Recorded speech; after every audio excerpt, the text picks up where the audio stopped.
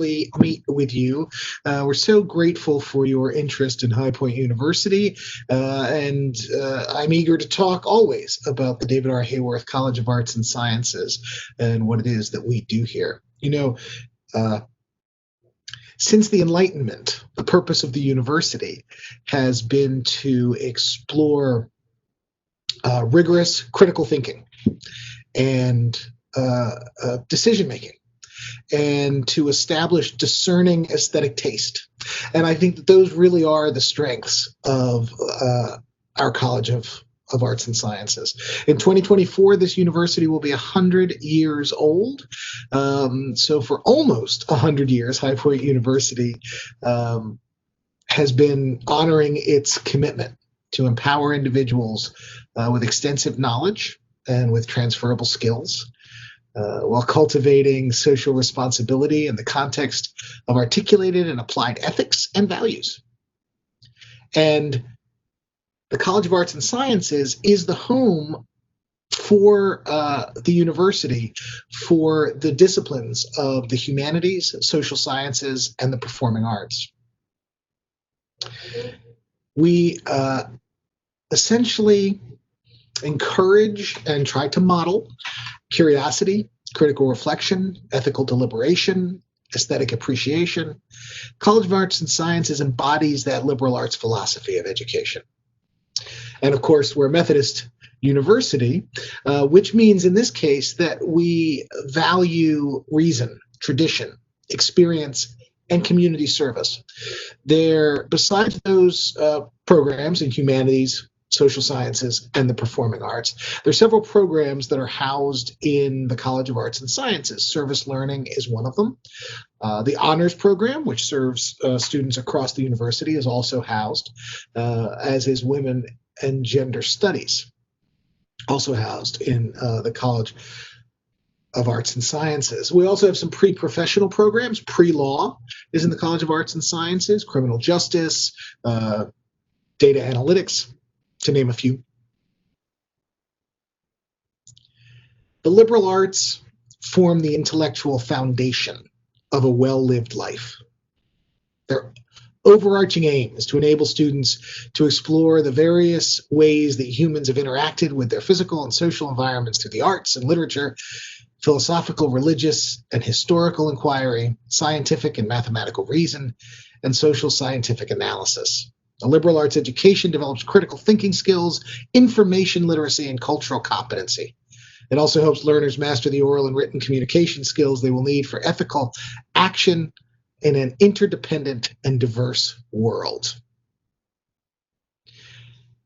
Every undergraduate student at High Point University is going to come through the College of Arts and Sciences because much of the general education core is housed in our college. And all of our graduates emerge from their liberal arts education transformed. I believe that is absolutely true. It has been my experience in 25 years of teaching, although I haven't been at this university that long, but I'll talk about that in just a second. Our graduates emerge transformed, inwardly, reflective, ready to pursue the common good, and inspired to lead meaningful lives. And that really is the goal. The promise of High Point University, it's simple, but it's profound. We offer an extraordinary education in an inspiring environment with caring people.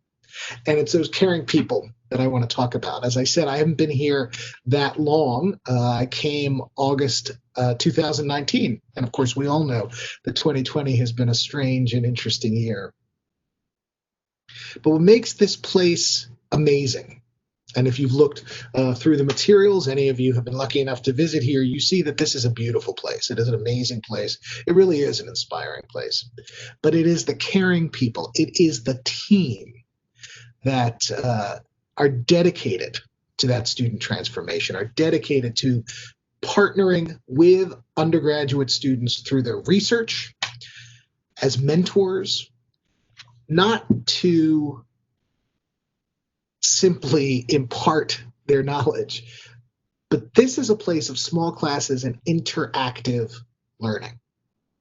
And what that means for us, at a place where you will be working with professors, not with graduate assistants, but with professors who will develop mentor relationships with their students. And that is vital, because it means that your journey, your goals, your plans are front and center in terms of the priorities of the faculty who you're going to work with. That's a very important aspect.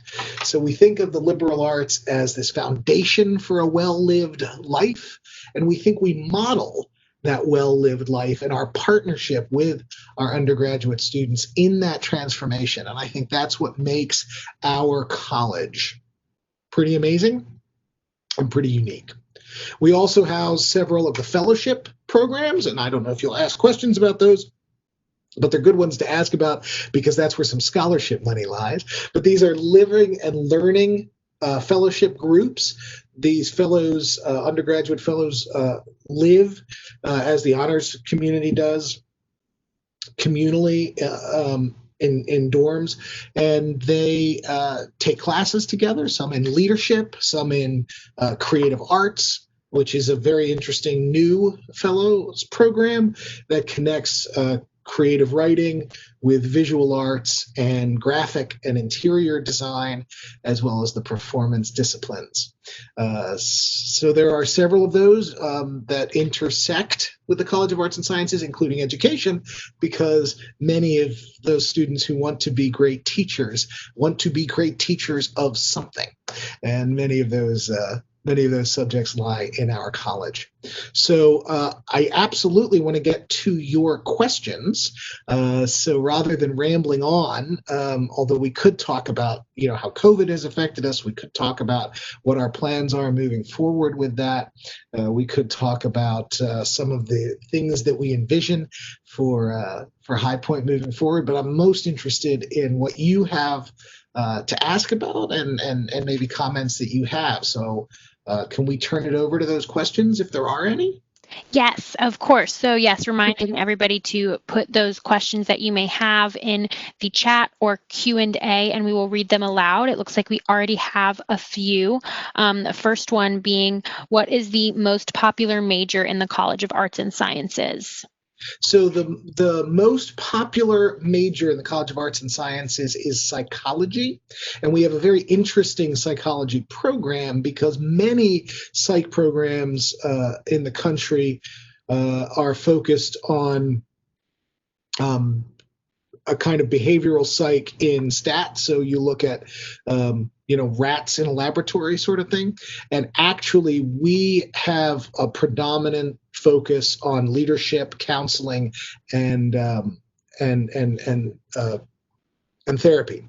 So these are sort of that sense of practicing psychology. Obviously, these are psychologists who also work with data sets and analysis in that way. But it's a very unique program because of that. It's a fairly young major, young faculty doing some pretty intense research with their students. So that's the most populous program that we have. Second to that is probably criminal justice, which is one of our pre-professional programs, and that is a very robust program for people looking for various pathways in the criminal justice area. And we have, as I said, the pre-law program, which has students across the College of Arts and Sciences. So it's a little misleading because they might be international relations majors, history majors, political science majors, philosophy majors. So those are the big programs in arts and sciences. Awesome. The next question is, how competitive are the fellows programs, if you happen to know that? I do happen to know that because I'm on the committee that looks at some of those applications. And we had, for, I believe, 30 creative arts fellows slots, we had 380 applicants. That's pretty amazing in its first year, actually. So they tend to be fairly competitive. as are the president's scholarships, and the president continues to add numbers to that in an effort to make it possible for those who might not otherwise be able to attend this wonderful and august institution. And so I believe we had 50 presidential scholarships in this past year. And he has pledged to continue to grow that presidential scholarship. So they are pretty competitive. Yes, so last year we had 50 full tuition presidential scholarships. This year we've actually raised it to 100 full tuition presidential scholarships, which is going to be really great. Our next question for you is, what made you choose High Point as the university to work with? What do you think sets it apart and makes it special as compared to other colleges and universities? Yeah, that's an excellent question. You know, I was at my previous institution for 18 years. So we were really dug into that community. That's probably the age most of you are. So your entire lifetime, I was at one institution and really built a program I was very proud of there. I happen to be a professor of theater, and we can talk about the performing arts as well. But I built a school of theater there and was very proud of it. So what pried me out of that to come to, that was a large state institution with 40,000 students, which is, you know, big. The city, I was actually vice mayor of a city, and that was also 40,000 people. So that university was the same size as a city. This is a much smaller place, 5,400 students, which means that the focus on that undergraduate path is really pretty special. And that is one of the things that got me here. I started in my career as a grad professor, so I was working only with graduate students. And when I had the opportunity to start working with undergraduate students, I took that because I think, particularly in my discipline in the theater, that place of education is what's going at the undergraduate level is what's going to transform the arts in this new century. And in some ways, my particular discipline is still kind of teaches things as if it were 100 years ago. And that's probably not the path that a creative discipline needs to take. So I was very dedicated to moving into that undergraduate pathway. And so this step offered me an opportunity to get even closer to that, you know, deal with smaller numbers, smaller classes, and transform another program, which I'm deeply committed to. That's on the sort of theater side. But overall, as I said, it's the people here. And that really makes the difference. I mean, one hopes that you, as you're looking at schools, are going to find the vibe that clicks with you. And it's the people here that made it a vibe that clicked with me. Awesome. So what does it mean to be a liberal arts university, and what makes it that different from universities that are not liberal arts universities? So when Ezra Cornell founded Cornell University, and that's before this university, so that was in the 1800s, late 1800s, so longer than 100 years ago. He crafted the very first American institution that was not a liberal arts institution. So all of the colleges, all of the universities in America up until the late 1800s were liberal arts institutions. They dealt with the core disciplines of the humanities, social sciences, and in some ways the performing arts, which came into sort of academic being a little bit later.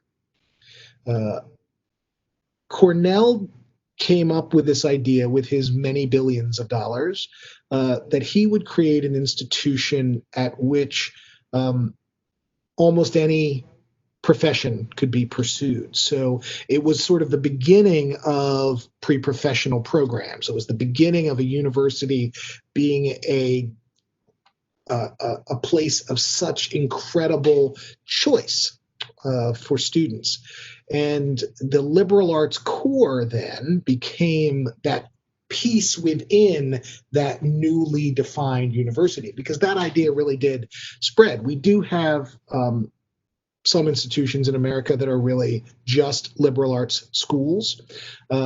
And we are a very highly rated liberal arts school, but we are not just a liberal arts school because we have this big and effective business program and this big and effective comm program and health sciences and natural sciences, which actually are part of arts and sciences, but not here because they are two different colleges. So natural sciences and arts and sciences are two different schools here, but they are part of the liberal arts core and have been traditionally.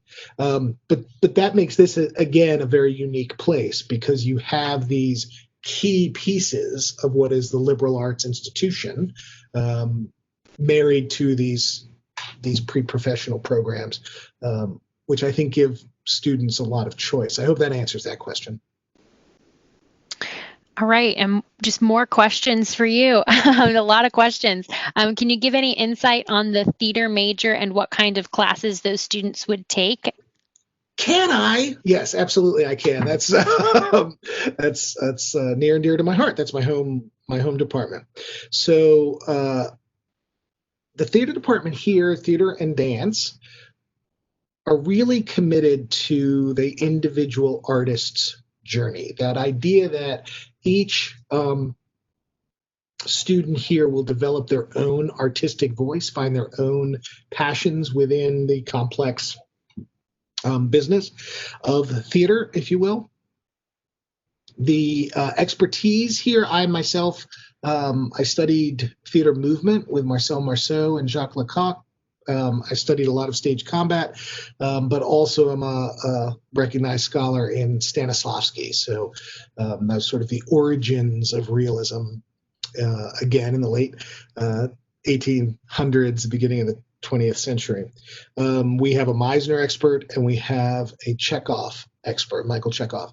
So that in the performance area, which is our largest area within the department, those are sort of the specialties there. We also have design and tech, and we of course have the dance major, and then we have what we call the collaborative major, which is someone who isn't choosing performance or design tech in theater, but the sort of whole collaborative experience. And we really are dedicated to new work and to having students create new work. So a part of our season is always dedicated to student work. And now, since I'm here, we are dedicating parts of our program to new work. So right now, we're working on a new adaptation of Sophocles' Oedipus Rex. And that will be done outside, partly because that's a great way to do classical Greek theater, and partly because it's COVID. And so we have an opportunity to be outside and be a little bit safer. And that is a new adaptation. And all of our plays, all of our dance recitals, all of our music program are open to all High Point University students. So it's a wonderful, diverse group, whether they're majors or not, who have passion in the performing arts. And that makes a really nice synergy. I should also say, although COVID sort of halted the project, we have acquired as a university a new facility. It is not a brand new facility. It is, but is brand new to the university, which is Christ United Methodist Church, which is directly across the street from the campus, and that will be the site of a brand new performing arts center for these performing arts programs, which is always an exciting time if you're interested in the performing arts to come to a new place where a new thing. It's sort of what's that? I guess a golf swing, moving down and through, and so we are just moving down and through with a new thing, and that's kind of exciting always. Okay, now I'm just going to let everybody know to put in your last questions now, but we do have one more question in here. Are you allowed to participate in the theater productions or dance performances without it being your major? Absolutely. Yeah, absolutely. And those are, we generally audition we audition the first week of classes and have an audition workshop as well. And those are open, unified auditions, first for dance, then for the theater performances. We also have a minor in musical theater. So we always have a musical theater show. And then the spring productions, it varies whether there are unified auditions for those productions are at the end of fall, so you can have some of that winter break to familiarize yourself with the parts and the text, and some, for instance, because of COVID, we are mounting Godspell in the spring, and I'll be directing that. I'll be holding auditions in January, partly because we just don't know what COVID's going to bring us, so we don't know what restrictions we're going to be under, and frankly, I want to make sure that whoever's here is able to do the part. So that's how those auditions work, but they are definitely open to all High Point University students. All right. And then the last question we're going to answer today is, how many productions do we have each year? I love that there are theater questions happening here. Generally, we have 2 main stage shows per semester, so 4 main stage shows in a year, and then we have student productions, and we tend to have some smaller works, and then there are 2 dance concerts, major dance concerts as well, and some smaller works. Because of COVID, we're actually doing pretty much a new piece every 2 weeks, and that is so that we don't lose big sections if things change, and because we aren't able to have big audiences, we've sort of pivoted to cover more material in various media, more camera work, including putting our cabaret, because of course when you sing now, it's a super spreading event, making a video.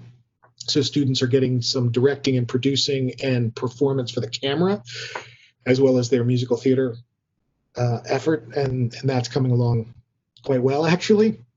So we have many things happening right now, but generally it's those 6 sort of big productions and then the smaller student works within that over the course of a year. Oh, and I should mention Christmas, very big here, and so we do. If you haven't heard about that, you should. But Community Christmas now, the performing arts do new work as part of that as well. So this year we are doing remounting, because we can't do it for live audiences.